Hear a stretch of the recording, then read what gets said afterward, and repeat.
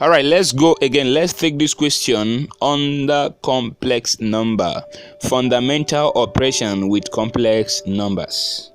Fundamental operation with complex numbers. Now let's go. Given that z1 is equal to 3 plus 4i and z2 is equal to 2 plus 5i, find A, z1 plus z2, B, z1 minus z2, C, z1 times z2, D, z1 divided by z2.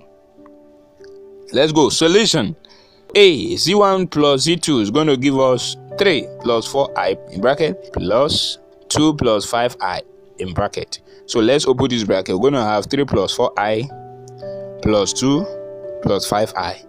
So this place now, real part plus real part, imaginary part plus imaginary part. Okay, now let's go. We're going to have 3 plus 2 is going to give us what? 5.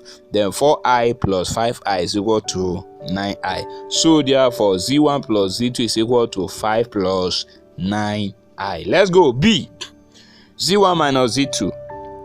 That means we're going to have 3 plus 4i in bracket minus open bracket 2 plus 5i close the bracket. So let's open the bracket. We're going to have 3 plus 4i minus times 2 going to give us minus 2, minus times plus 5i going to give us minus 5i. So here imaginary part minus imaginary part, then real part minus real part. So 3 minus 2 is going to give us what?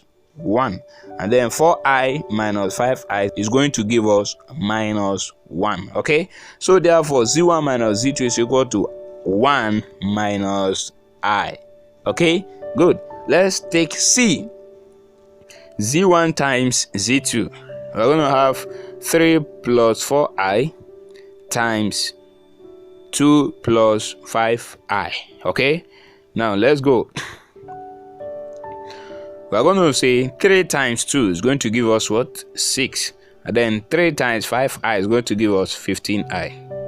Then 4i times 2 is going to give us 8i. And then 4i times 5i is going to give us 20i squared. Okay, now let's go. 6 plus 15i plus 8i is equal to what? 23i. And then 20 open bracket, you know, this I square is the same as saying minus 1. Okay, good. So we have 20 times minus 1, which will give us minus 20. So therefore we have 6 minus 20. What will it give us? To give us minus 14, then plus 23i. So therefore z1 times z2 is equal to what? Minus 14 plus 23i. Okay, good. Let's take the last one, which is z1 divided by z2.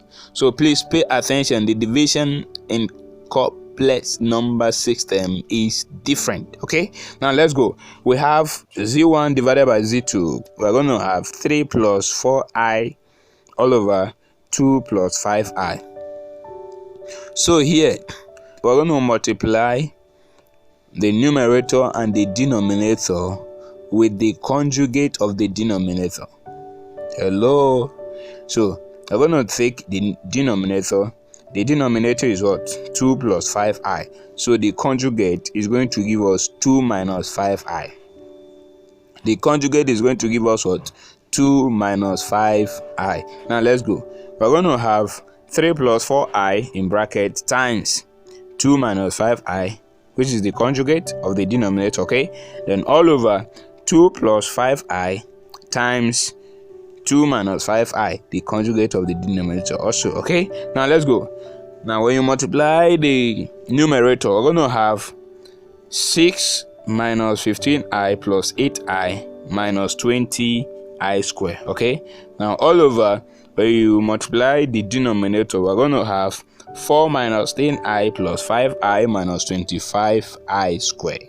Okay, now let's go. When you say minus 15i plus 8i, it's going to give you minus 7i. And then we have minus 20 open bracket. This I square is the same as a minus 1. Okay, so when you say minus 1 times minus 20 is going to give you plus 20. So we have 6 plus 20 is going to give you what? 26.